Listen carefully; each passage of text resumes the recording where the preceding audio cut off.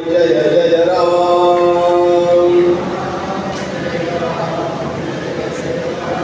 श्री राम जय राम जय जय राम।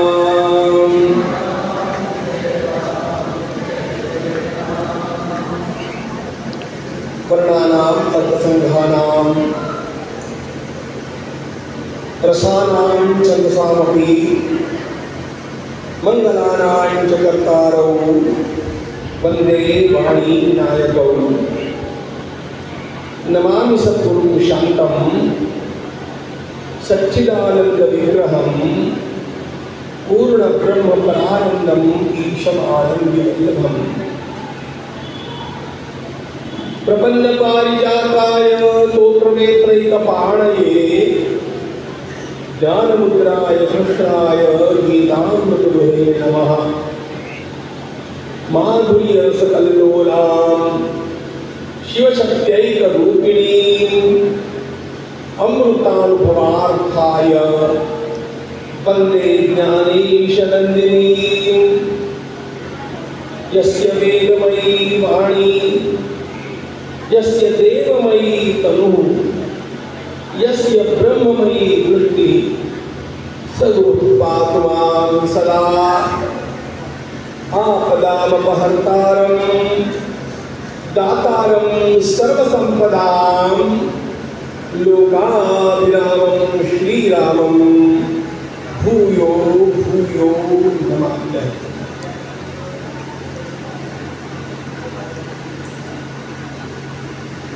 आज सर्वात पहिल्यांदा माझं कर्तव्य म्हणून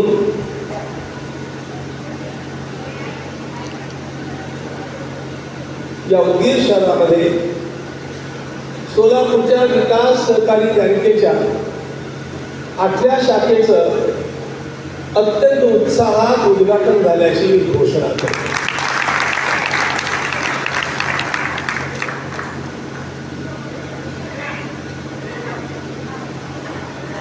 विकास सहकारी बँक ही खरोखर विकास सहकारी बँकच आहे।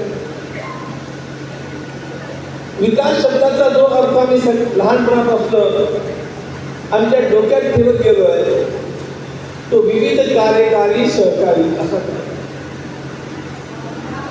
अनेक प्रकारची कामं करणारी सर्वांना घेऊन चालणारी आणि सर्वांच्या सोबत काम करत करत राष्ट्राचं वैभव वाढवणारी बँक, राष्ट्राची संपत्ती वाढवणारी बँक म्हणजे विकास सहकारी बँक। कारभार कसा असावा, तो किती सचोटीने करावा, कशा प्रकारे कार्यकर्त्यांचं कार्यकारिणीचं मंडळ एक दिलाचं असावं याचा जो अनुभव मी विकास सहकारी बँकेत घेतला तो फार मोलाचा आहे। कधी म्हणा या लोकांच्या मध्ये आपसामध्ये जीव घेण्याची स्पर्धा विकृत आल्याचं वातावरण असं दिसलं नाही आणि म्हणून ही गोष्ट सत्य आहे। त्या बँकेवरती माझं जरा विशेष प्रेम आहे। जो लोक चांगलं कार्य करेल त्याच्यावरती आपोआप प्रेम निर्माण होतं। हे चांगलं कार्य आर्थिक क्षेत्रातलं कार्य आहे आणि आपली वैदिक सनातन संस्कृती मनुष्यानं कधी आपल्या अर्थव्यवहाराची उपेक्षा करता कामा नये अशा प्रकारचा आदेश देणारी संस्कृती आहे। उदगीरला आल्यानंतर या उद्घाटनाला येण्यापूर्वी मी इथे असलेल्या श्री समर्थ रामदास स्वामी महाराजांच्या मठामध्ये गेलो, स्वामींचं दर्शन घेतलं आणि मला एकदम एक गोष्ट आठवली। वयाच्या 12व्या वर्षी ज्यांनी घर त्याग केला, संसार पूर्णपणे सोडून देऊन निसंगपणे केवळ धर्माची सेवा ज्यांनी केली त्या श्री समर्थांनी आपल्या दानबोधामध्ये एक महत्वाची सूचना देऊन ठेवलेली आहे आणि ती प्रत्येक पारमार्थिकानेही लक्षात ठेवली पाहिजे, गृहस्थाने लक्षात ठेवली पाहिजे, ग्रस्ताने लक्षात ठेवली पाहिजे. त्यांनी म्हटलं, पहिल्यांदा उत्तम प्रपंच करता आलं पाहिजे. आधी प्रपंच करावा लेखका, मग घ्यावे परमार्थ विवेका. आधी प्रपंच करावा नेटका. प्रपंच करणं वेगळी गोष्ट आहे आणि प्रपंच नेटका करणं ही वेगळी गोष्ट आहे. तो नीटपणे करता आला पाहिजे आणि तो प्रपंच नीटपणे करायचा असेल तर त्यासाठी सर्वात पहिली आवश्यकता असते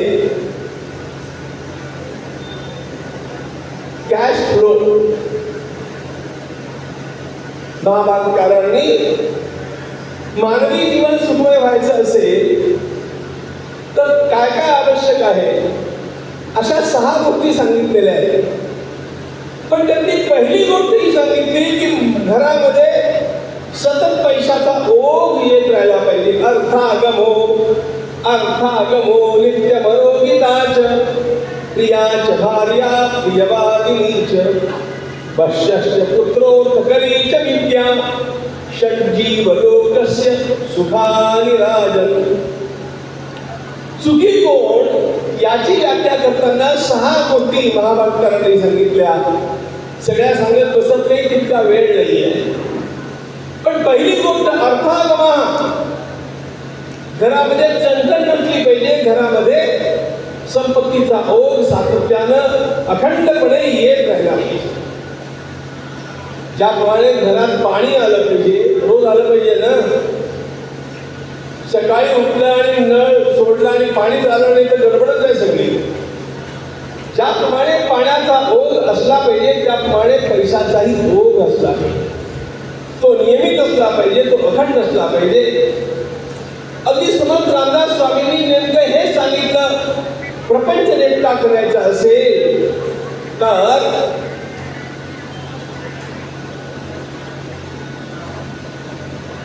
प्रपंची पाहिजे सुवर्ण. समर्थांच्या दानबोधात बोलतो मी, प्रपंची पाहिजे सुवर्ण. सुवर्ण म्हणजे काय चालतं ना, तुम्हाला तर फार जास्त कळतं आणि फक्त तेवढंच कळतं. पण ते आपल्या मातांची कृपा आहे की ज्यामुळे आपला देश इतक्या वेळेला लुटला जाऊन सुद्धा अजूनही या देशामध्ये सोन्याचा साठा सर्वात जास्त आहे. याचं श्रेय आमच्या माता भगिनींना जातं. त्यांनी सगळं घेऊन घेऊन तुम्ही लोकांनी किती भाव वाढवले तरी पण सोन्याची खरेदी कमी होत नाही. सगळ्यांना मोह त्याचा. प्रपंची पाहिजे सुवर्ण, परमार्थी पंचीकरण. परमार्थ करायचा तर पंचीकरण प्रक्रिया कळली पाहिजे. आता परमार्थाचा विषय नाहीये, पण पंचीकरण म्हणजे काय केव्हा तरी बघू. पण घरामध्ये सुवर्ण पाहिजे. सुवर्ण याचा अर्थ कॅश फ्लो, संपत्ती येत राहिली पाहिजे. आणि अशा प्रकारची संपत्ती प्रत्येकाच्या घरात यावी. त्या संपत्तीच्या मागोमाग सुविधा याव्या, सुविधांच्या मागोमाग सुख यावं. याकरता खरोखरी केवळ आर्थिक व्यवहार करणाऱ्या बँका मला ठाऊक आहे, पण लोकांच्या घरात सुख कसं पोहोचावं याचे प्रयोग मी सोलापुरात पाहिले. आणि रोटरी क्लब, विकास बँक या सर्वांनी मिळून किती किती योजना त्या ठिकाणी राबवलेल्या पाहिल्या. आणि त्यामुळे विकास सहकारी बँक ही केवळ आर्थिक उलाढाल करणारी बँक नाही, तर लोकांच्या घरापर्यंत जिव्हाळ्यानं सुख पोचवणारी बँक आहे. आणि त्यामुळे उदगीर शहरामध्ये तिचं अत्यंत आदरानं स्वागत आहे. ज्या ज्या निमित्तानं आपण एकत्र येतो त्या निमित्तानं काहीतरी मानवी जीवनाचं चिंतन होण्याची आवश्यकता असते. बरं, ते फार महत्वाचं असतं. विकास बँकेच्या माध्यमातून असो, आपली संपत्ती वाढली, चांगलं राहिलं, हे सगळं ठीक आहे. पण एक महत्वाची गोष्ट लक्षात ही ठेवली पाहिजे, संपत्ती मिळवण्यानं जीवन सफल होतं, पण त्या संपत्तीचा आणि आपल्या वेळेचा यथायोग्य उपयोग केल्यानं जीवन सार्थक होतं. आपलं जीवन सार्थक व्हायचं असेल तर खरोखरी काय काय करायला हवं. गेले 8 दिवस सांगितलं मी का करतोय एवढ्या करता की आता ज्या गीता परिवाराचं नाव सांगितलं, त्या गीता परिवाराला या पंचमीच्या दिवशी, आज दशमी आहे, पंचमीच्या दिवशी 40वे वर्ष लागलं. 1986 मध्ये गीता परिवाराची स्थापना झाली. कार्तिक शुद्ध पंचमी म्हणजे पांडव पंचमी या दिवशी झाली. त्याला या आठवड्यामध्ये गीता परिवाराला 40वे वर्ष लागलं. पुढल्या पांडव पंचमीला गीता परिवार 40 वर्ष पूर्ण करेल. या 40व्या वर्षामध्ये गीता परिवारानं पुढे काय करावं हे तर झालंच. गीताच्या माध्यमातून गीता परिवार सध्या किती लोकांना गीता शिकवत आहे? 185 देशातल्या 14 लाख लोकांना गीता शिकवण्याचं काम गीता परिवार ऑनलाईन. 185 देश, 14 लाख लोक. काल संध्याकाळी नवीन बॅच, प्रत्येक महिन्याला नवीन बॅच आरंभ होती.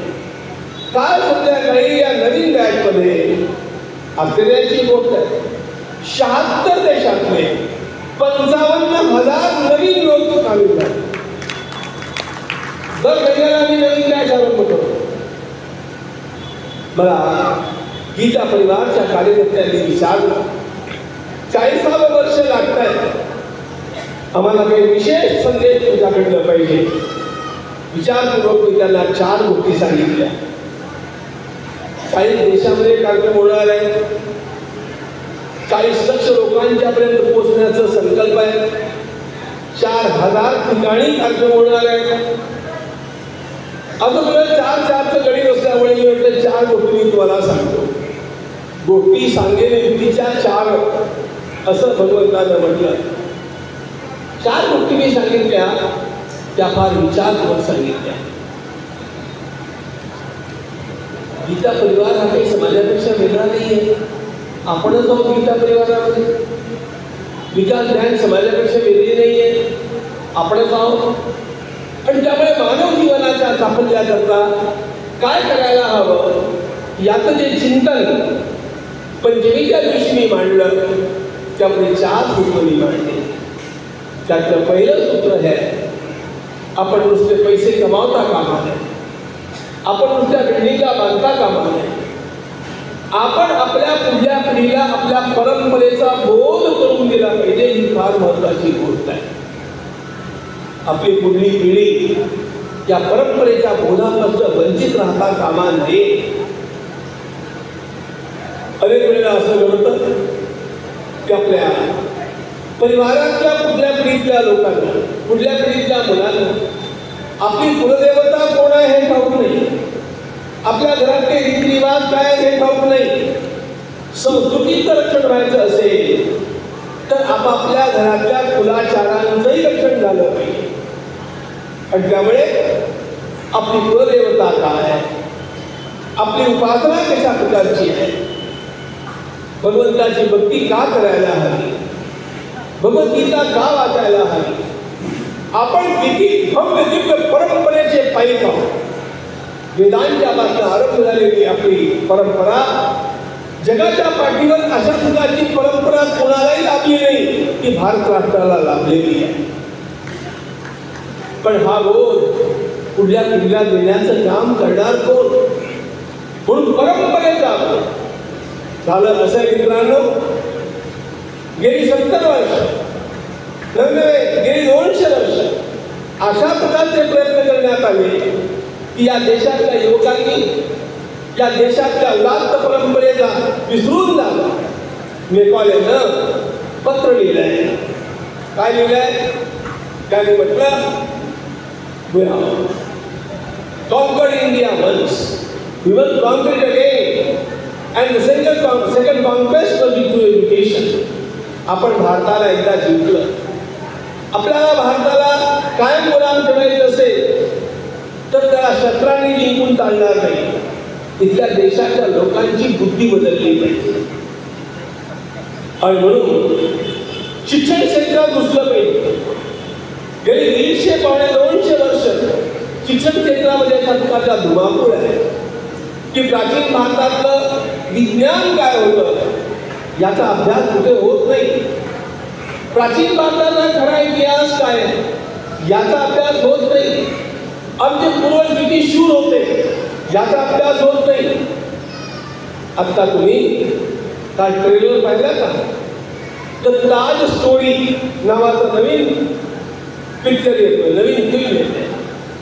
त्याचा ट्रेलर बघा. आम्हाला असं जाणून बुजून अंधारात ठेवण्यात आलं की हा देश पराभूतांचा देश आहे. अरे असं काही शिकवलं जातं की जणू काही या देशावरती केवळ मोगलांचंच राज्य होतं.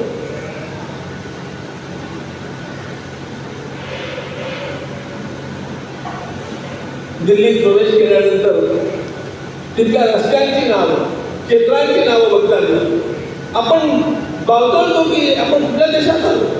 तरी बरंय महाराष्ट्रामध्ये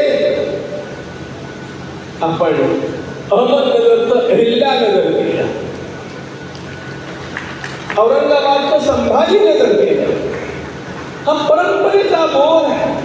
हा परंपरेचा बोध आपल्या पुढल्या पिढीला देणं आवश्यक आहे आणि याकरता प्रत्येकानं काही ना काही कार्य करण्याची आवश्यकता आहे. दुसरी एक महत्वाची गोष्ट आहे जी मी माझ्या कार्यकर्त्यांना सर्वांना सांगितली. आपण ज्या वसुंधरेवरती राहतो, आपण ज्या पृथ्वीवरती चालतो, बोलतो, व्यवहार करतो, जगतो आणि इथे मरतो, या पृथ्वीची किती नासाडी आपण केली. पर्यावरणाचं रक्षण करणं हे आपलं कर्तव्य आहे. आपण नद्या दूषित केल्या, आपण आकाश दूषित केलं, आपण वायुमंडल दूषित केलं. किती प्रकारचं केमिकल नद्यांच्या बंद वाहत आहे. भारतामध्ये एक नदी अशी शिल्लक उरली नाही. माझं लहानपण मला आठवतं, आम्ही प्रवरेच्या तीरावरची आणि त्यामुळे सरळ जावं, ओंजळीमध्ये पाणी घ्यावं आणि प्यावं अशा प्रकारच्या नद्या होत्या. आज कुणाची हिंमत आहे की असं ओंजळीत जाऊन इंद्रायणीमध्ये पाणी पिईल, चंद्रभागेचं तरी पिईल. ते कोणी केलं? आपण केलं. आणि त्यामुळे आपल्यातल्या प्रत्येकानं पर्यावरणाच्या रक्षणाकरता मी काय करू शकेन याचा विचार केला पाहिजे. आपण प्लॅस्टिकचा वापर किती मोठ्या प्रमाणात होता. त्या प्लॅस्टिकनं प्लॅस्टिकमध्ये भाज्यांची देठं किंवा गोष्ट वाटतं काहीतरी आमच्या माता भगिनी भरतात आणि रस्त्यावरती टाकून देतात. ते खाण्याच्या निमित्तानं गोमातेच्या पोटात ते प्लॅस्टिक जातं आणि शेकड्यानं नव्हे हजारांनी गोमाता जर प्लॅस्टिक पोटात गेल्यामुळे मृत्युमुखी पडतात. असं तर आम्ही बघितलेलं आहे. पण तुम्हाला हे ठाऊक आहे का, अशा प्रकारचं प्लॅस्टिक समुद्रामध्ये टाकता व्हेल मासे मरायला लागले. व्हेल माशांच्या पोटातनं किती किलो प्लॅस्टिक ओढून काढताना मी स्वतः बघितलेलं आहे. ते काय चाललंय? ते कोण करतंय? हा अवकाळी पाऊस पडतो आहे, सगळीकडे वातावरण निसर्गाचं संपूर्ण बिघडून विचित्र झालेलं आहे. ते का झालं? आपण किती वृक्षांची तोड केली, आपण दणादण झाडं तोडवत गेलो, कापत गेलो. मी महाभारत वाचतो. अरे महाभारत कशाला? फार दूरची गोष्ट आहे. संत तुकोबारायांनी काय शिकवलं आपल्याला? वृक्षवल्ली आम्हा सोयरी वनचरे पक्षी ये सुस्वरे. आणि म्हणून सगळ्या बँकांनी मिळून वृक्ष संवर्धनाच्या मोहिमा हातात घेणं फार आवश्यक. ज्या ज्या ठिकाणी वृक्षांचं संवर्धन केलं जाईल त्या त्या ठिकाणी भगवंताचा आशीर्वाद आपोआप, भगवंताची कृपा आपोआप प्राप्त होईल. आता दिल्लीचं वातावरण बघू. तिथल्या वातावरणामध्ये इतकं प्रदूषण आहे. आपण बघा, चौकशी करा कसं जगतात ती माणसं. आपण त्यांच्यापेक्षा निदान हवेच्या बाबतीत सुखी आहोत. पण हे प्रदूषण कशानं वाढलं? ते प्रदूषण वृक्षांची तोड केल्यामुळे. आणि त्यामुळे झाडं लावणं, झाडं जगवणं, गोमातेचं संवर्धन करणं, पंचगव्याचा आणि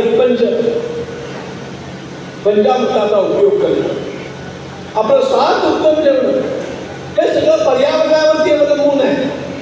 आणि त्यामुळे जमेल तितकी पर्यावरणाची सेवा प्रत्येकाने करणं आवश्यक आहे. आपण ज्या धर्माचे पाहिजे त्या धर्मानं गोमातेला आई म्हटलं, गंगा मातेला आई म्हटलं, त्या काळ्या जमिनीला आई म्हटलं, आणि तुळशीच्या रोपट्याला कन्या म्हटलं. तुमच्या घरामध्ये आता तुळशीची लग्न सुरू होणार, पण हे कशात? हे पर्यावरणाचं रक्षण आहे. भगवान श्रीकृष्णांनी बाबांना सांगितलं, नंद बाबांना सर्वांना सांगितलं, आपण या जगात गोवर्धनाचं रक्षण केलं पाहिजे. त्यामुळे दुसरं सूत्र महत्वाचं आहे. पर्यावरणाचं रक्षण करणं हे समाजाचं कर्तव्य आहे. समाजाचं कर्तव्य म्हणजे माझ्या परिवाराचं कर्तव्य आहे. आणि माझ्या परिवाराचं म्हणजे माझं पण कर्तव्य आहे.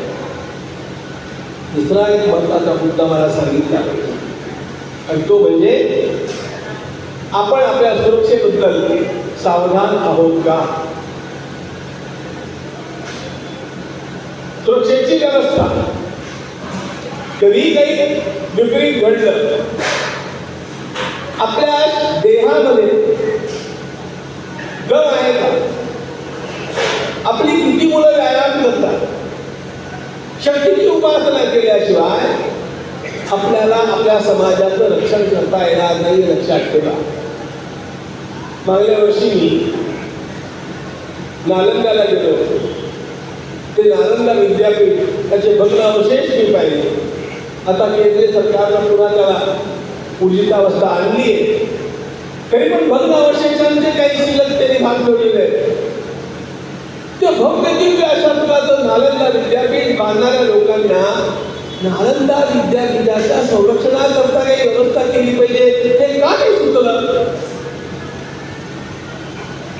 500 वर्षानंतर आपण प्रभू रामचंद्राचं मंदिर अयोध्येमध्ये बांधलं. चांगली गोष्ट आहे, त्याचा आनंद आहे. पण माझ्या मनात विचार येतो तो हा की आपल्याला आपल्या रामाचं मंदिर बांधण्याकरता 500 वर्ष का बलिदान द्यावं लागलं?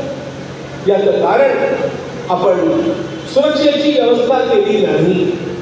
ही सुरक्षेची व्यवस्था घराघरात नव्हती, गल्ली गल्लीत नव्हती. ती शारीरिक क्षमतेच्या माध्यमातून हवी, ती संख्येच्या माध्यमातून हवी. आणि त्यामुळे त्या देशावरती प्रेम करणाऱ्या समाजाची संख्या कमी होता कामा नये. जर संख्या कमी होत गेली ना, तुमच्या मूर्खपणामुळे दोनच मुलं बस आहेत, एकच मुलगा बस आहे, असंच करत गेला तर लक्षात ठेवा पुढल्या पिढीमध्ये तुमचा परिवारच खतम होणार. तुमचे परिवार खतम होऊन जातील. हे कुणी बोलत नाही, पण मला तर मनोरंजन करण्याची सवय नाही आहे, खरं बोलण्याची, लोकांचं हित करण्याची मला आज्ञा आहे. त्यामुळे आपल्या संख्येकडे लक्ष द्या. घरात अधिक मुलं असतील, मी मोठमोठे बंगले पाहतो. बंगला फार मोठा आहे आणि घरात पोरं एक. मी एकाला धडकन विचारलं, पण मला वाईट वाटलं, पण मी विचारलं तर म्हटलं एकाच मुलावरती तू थांबला, झाडं लावत निघतो आहेस, एक मुलगा ऍक्सिडेंट मध्ये गेला, तुझ्या घरात अंदाज येईल कसं काय? आणि त्यामुळे सुरक्षेची व्यवस्था ही फार महत्वाची गोष्ट आहे. आणि म्हणून चौथी महत्वाची गोष्ट सामाजिक समरसता. सगळा समाज एक समाज आहे आणि त्यामुळे जातींचं भूत, संप्रदायांचं भूत, उपासनांचं भूत, भाषेंचं भूत हे सगळं आपापल्या ठिकाणी आहे. पण आपल्या मनामध्ये एक भाव सातत्यानं पाहिजे. मी मारवाडी आहे, नंतर आधी भारतीय आहे. मी मराठा नंतर आधी भारतीय आहे. मी माळी नंतर मी आधी भारतीय आहे. मी गुजराती नंतर आधी भारतीय आहे. मी राजस्थानी नंतर मी आधी भारतीय आहे. मी महाराष्ट्रीय नंतर मी आधी भारतीय आहे. संपूर्ण भारतीय समाजामध्ये अशा प्रकारची समरसता निर्माण करणं हे आपलं कर्तव्य आहे. कारण हा समाज दुभंगून टाकून पराभूत करावा अशा प्रकारचा इंग्रजांचा डाव सफल केला. म्हणून काय झालं, उत्तरेतल्या लोकांना दक्षिणेतल्या लोकांशी भांडवा, संप्रदायांच्या मध्ये भांडण निर्माण करा, जाती जातींच्या मध्ये भांडण निर्माण करा. अशा प्रकारे अनेक प्रकारचे भेद निर्माण करून या देशाला तोडण्यात आलं.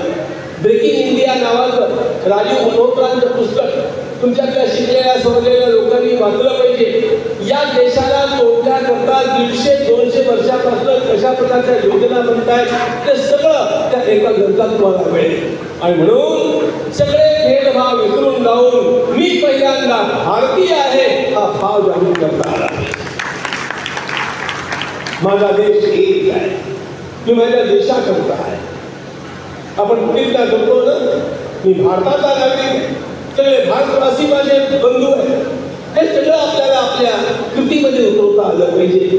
आणि एक गोष्ट लक्षात ठेवा, असा प्रकारचा समरस भारतीय समाज जेव्हा निर्माण होईल ना, जगातल्या कुठल्याही देशाची आपल्या देशाकडे वाकड्या दृष्टीने बघण्याची विशाल होणार नाही. इतका बलवान हा आपला देश.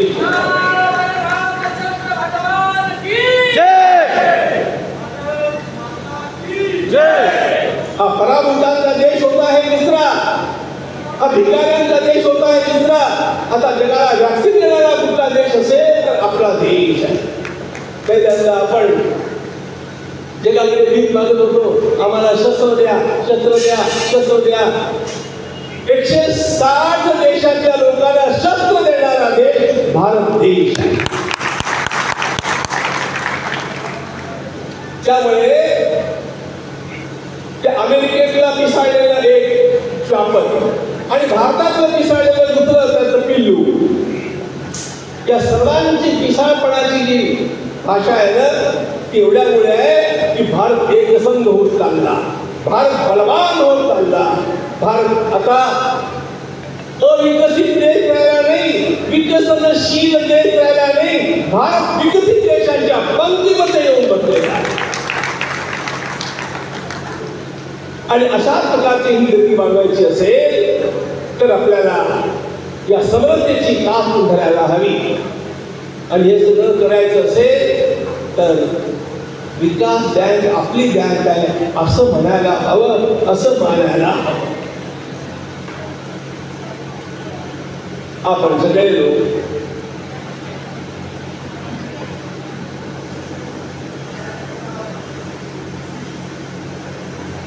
भाग्यवान लोक. आपल्या किती पिढ्या निघून गेल्या, वाट बघत बघत की राम मंदिर तेव्हा बनेल की बनणार नाही. आपली पिढी भाग्यवान आहे. आपण आपल्या डोळ्यांनी रामाचं मंदिर बनताना पाहिलं, प्रतिष्ठा होताना पाहिली आणि त्या भव्य मंदिरामध्ये राम मला अत्यंत आदराने विराजमान होता.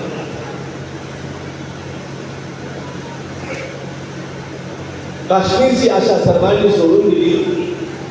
पुन्हा काश्मीरमध्ये शांती प्रस्थापित होईल असं वाटलं नव्हतं.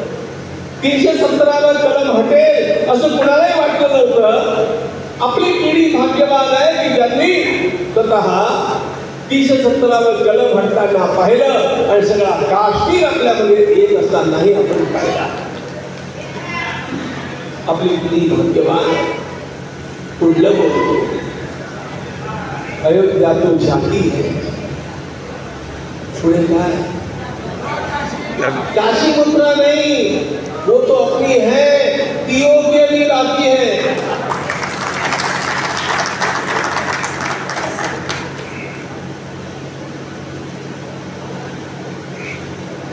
काय प्रकारचं काम आपल्या देशामध्ये चाललंय मला कल्पना येणार नाही। कालची एक क्लिप बघून तर मी गदगद झालो, माझ्या डोळ्यात आनंदाचे अश्रू टाकले।